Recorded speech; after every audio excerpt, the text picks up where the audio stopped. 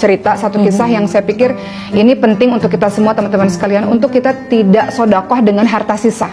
Kadang-kadang kita ini punya uang, nanti kita pakai dulu tuh yang lain-lain, baru sodakohnya dari harta sisa.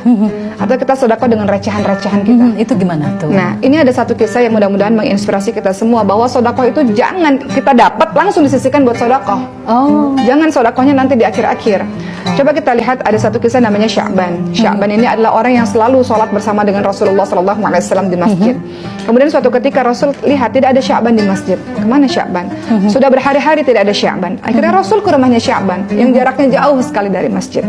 Rasul ketuk pintu dan ternyata yang membuka adalah istrinya Sya'ban. Dan istrinya menangis. Ternyata Sya'ban sudah meninggal dunia. Kemudian istrinya mengatakan, wahai Rasulullah, sebelum Sya'ban meninggal dunia, Sya'ban mengatakan 3 hal. Pertama, kenapa nggak lebih jauh? Kedua, kenapa nggak lebih banyak? Ketiga, kenapa nggak yang baru? Maksudnya apa ya Rasul? Kemudian Rasul mengatakan, orang-orang yang mau meninggal dunia itu sudah diperlihatkan oleh Allah tanda-tanda nanti dia akan kemana gitu, mendapatkan nikmat atau mendapatkan siksaan dari Allah Subhanahu Wa Taala. Maka Sya'ban ketika detik-detik wafatnya dia katakan, kenapa nggak lebih jauh? Sya'ban itu punya rumah yang sudah jauh dari masjid. Dia selalu berjalan kaki ke masjid. Tapi Sya'ban tahu keutamaan orang-orang yang jalan menuju ke masjid itu betapa banyak pahalanya.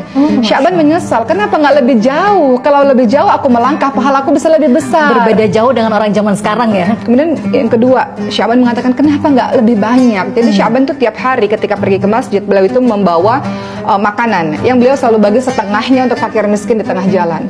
Maka ketika detik-detik wafatnya, Sya'ban menyesal, kenapa aku nggak kasih lebih banyak padahal aku bisa.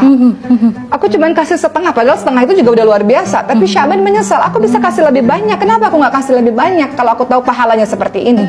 Kemudian yang ketiga, Sya'ban mengatakan, kenapa aku nggak kasih yang baru. Jadi Sya'ban itu setiap kali menuju ke masjid, beliau itu selalu bawa 2 baju, baju yang biasa dan baju yang bagus untuk beribadah kepada Allah. Sya'ban selalu kasih baju yang biasa kepada orang-orang fakir miskin itu. Dan Sya'ban menyesal, kenapa saya tidak kasih yang baru saja pakaian ini kepada orang-orang fakir miskin ketika saya tahu pahalanya luar biasa. Maka teman-teman sekalian, itu menjadi perhatian bagi kita semua bahwa kalau bisa jangan memberikan harta-harta sisa.